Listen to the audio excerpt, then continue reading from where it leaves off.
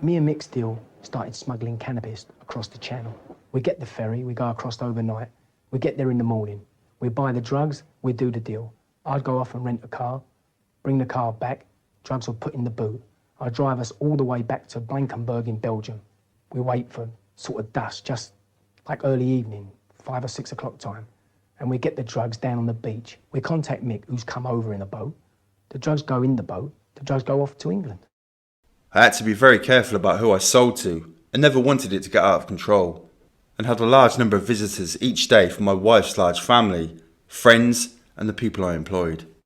I was only too aware of the fact that I fitted the profile of a typical drug dealer. I had several cars, albeit all of them old and tatty. I seemed to live beyond my means, and that was even before I started to actually be one. But selling to people that you knew made it harder to keep it as a proper business. I was giving people credits and discounts. The money was coming in dribs and drabs. I'd expected to have £2,000 in my hand and be able to buy a decent car or something. Instead, I had a few quid here and a few quid there and a load of hassle.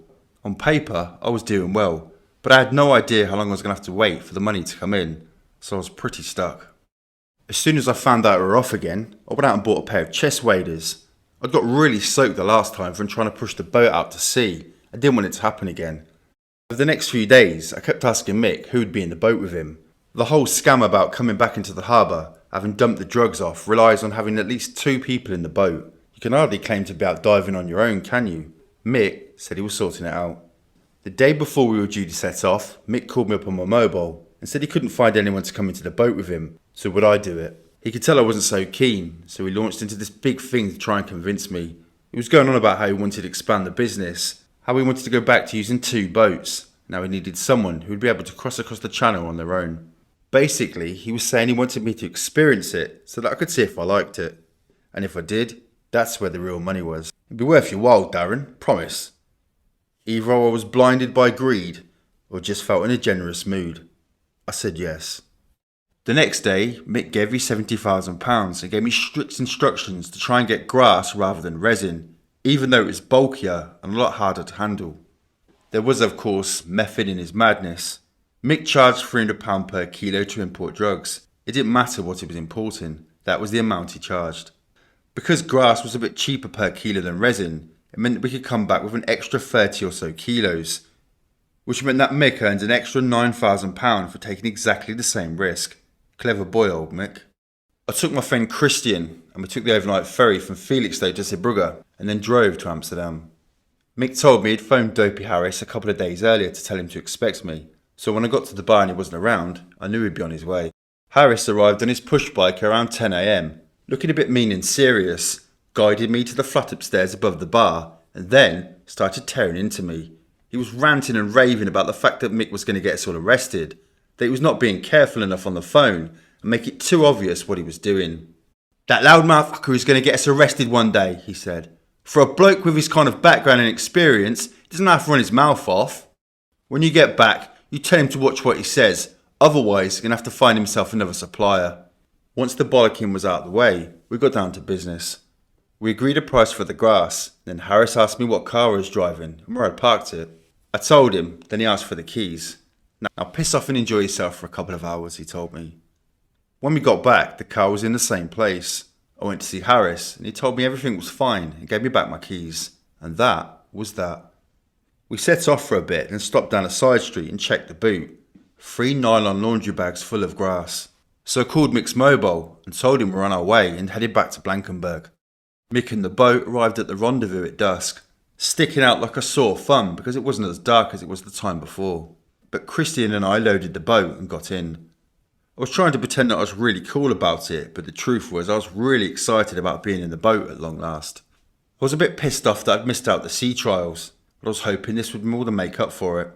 I wasn't disappointed. When we sped off, it was the most incredible sensation. There was lots of noise and spray flying up all over the place, and because we were so low down, it felt like we was going a million miles an hour. Mick was in the front, and I was directly behind him. The sea was really calm, as flat as a pancake, and in the half light you could see for miles. It was like being on some gigantic pond. Absolutely fantastic. After about 10 minutes, when we were well out of sight of Blankenberg beach, Mick stopped the boat and started fishing around in a bag.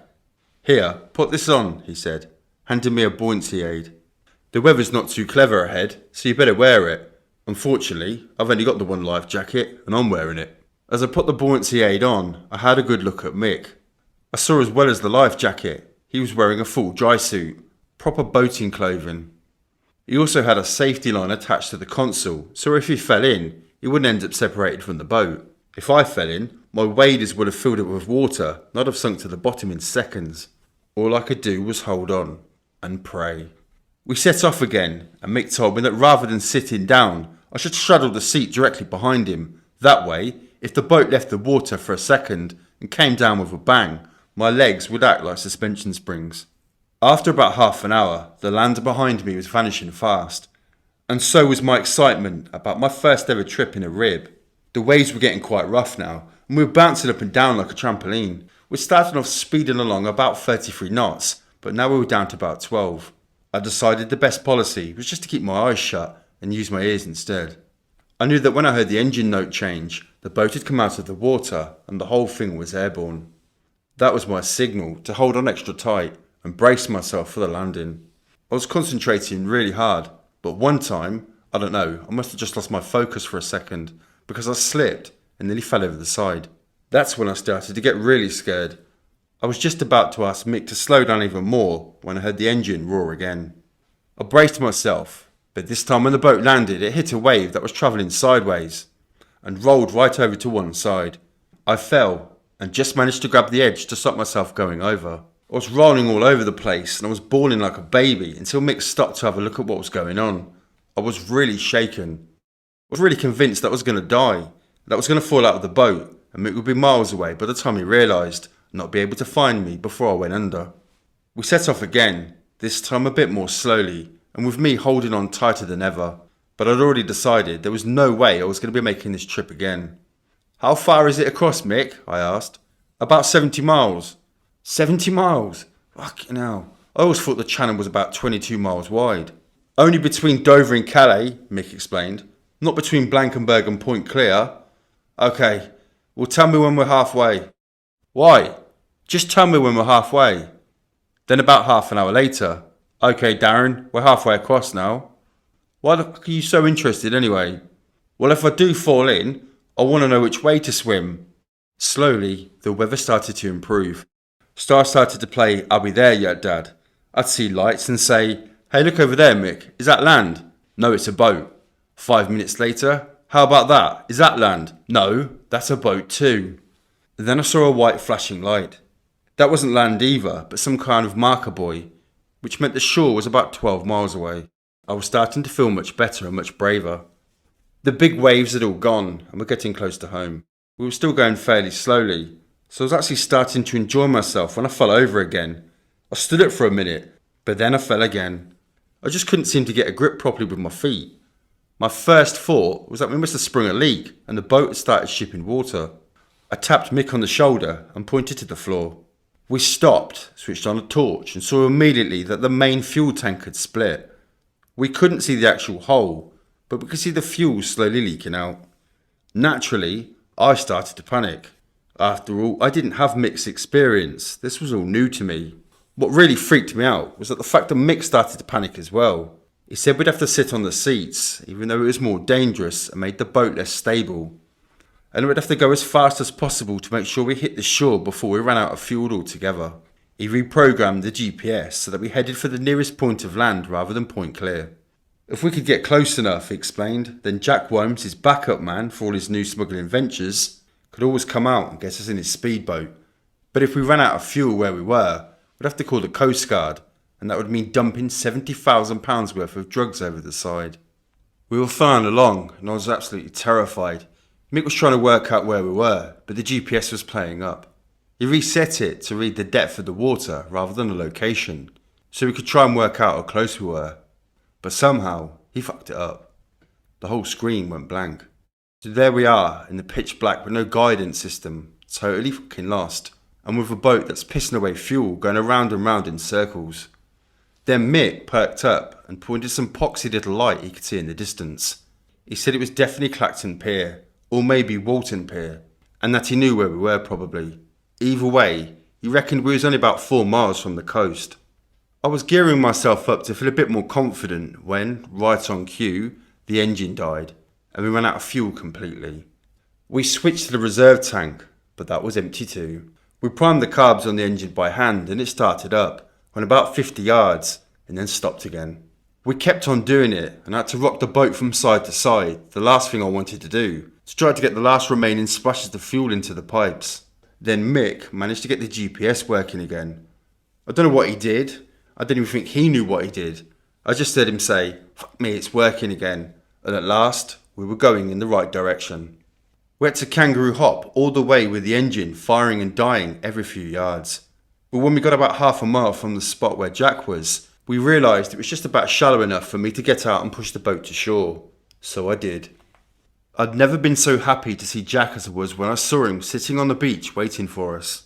I could have kissed him. He helped us drag the boat up to his Range Rover, and we started unloading the drugs. But the problems were far from over.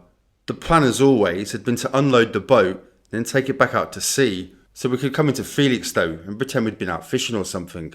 But with a split tank, there was no way that was going to happen, and the trailer was back at Jack's workplace, so we couldn't even move the boat. Mick and I were pacing around, telling Jack about our nightmare journey and trying to work out what the best thing to do was. We were so caught up in our own problems that we hardly heard Jack say there was a problem with the Range Rover. It turned out that Jack had driven it down on the beach and gone over a pole stuck in the ground, which had wedged in his axle. He was totally stuck. Mick was furious. Only a few minutes earlier, we'd radioed him and he told us it was safe to come into shore. "What exactly is your definition of safe, Jack?" Mick was saying. "Because I don't think being stuck on a beach with no car, no boat, and with a load of drugs fits in with my definition of safe."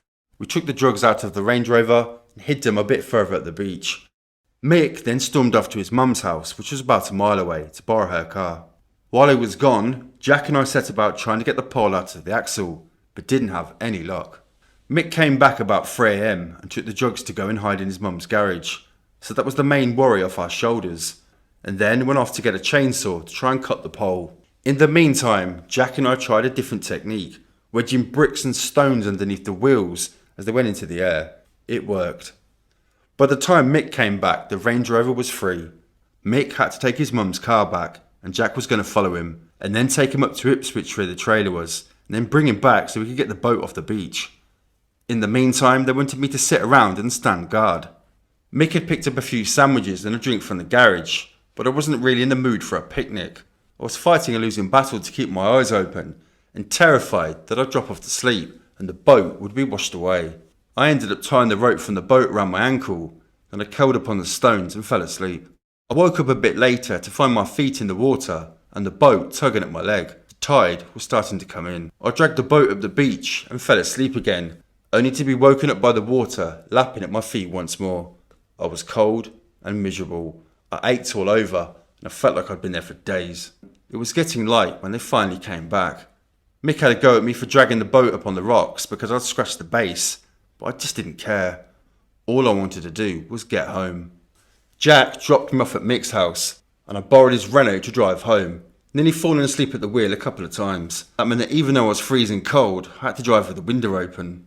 I was knackered by the time I finally got to bed. I didn't wake up till the middle of the afternoon, and I took Mick's car straight back up to pick up my money.